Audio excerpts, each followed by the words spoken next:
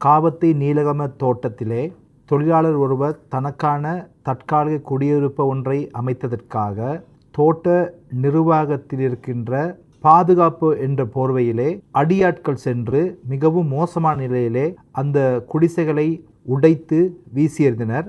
அது மட்டுமல்லாது அங்கிருந்த அந்த வீட்டில் உள்ளவர்களையும் அதே போல அந்த ஊரில் இளைஞர்களையும் தாக்கியிருக்கிறார்கள். இந்த சம்பவத்தை வன்மையாக நாங்கள் கண்டிப்பதோடு இது தொடர்பாக ரத்தினபுரி மாவட்ட பிரதி பொலிஸ்மா அதிபருக்கு உடனடியாக நாங்கள் கவனத்துக்கு கொண்டு வந்திருக்கிறோம். எனவே சம்பந்தப்பட்ட நபர்களை கைது செய்வதற்கும் சட்டத்தின் முன் நிறுத்துவதற்கும் அதே போல அவர்களை கைது செய்வதற்காக விசேட குழு ஒன்றும் அமைக்கப்பட்டிருக்கிறது. மேலதிகமாக அந்த பெருந்தோட்ட கம்பெனிக்கு இது தொடர்பாக அறிவித்து பாதிக்கப்பட்ட அந்த தொழிலாளர்களுக்கு இழப்பீட்டையும் அதே போல அவர்களுக்கு தக்க நிவாரணம் வீடொன்றை கட்டுவதற்கான காணியை பெற்றுக் கொடுப்பதற்கும் நாங்கள் தற்பொழுது நடவடிக்கைகளை மேற்கொண்டு வருகிறோம் என்பதை தெரிவித்துக் கொள்கின்றேன்.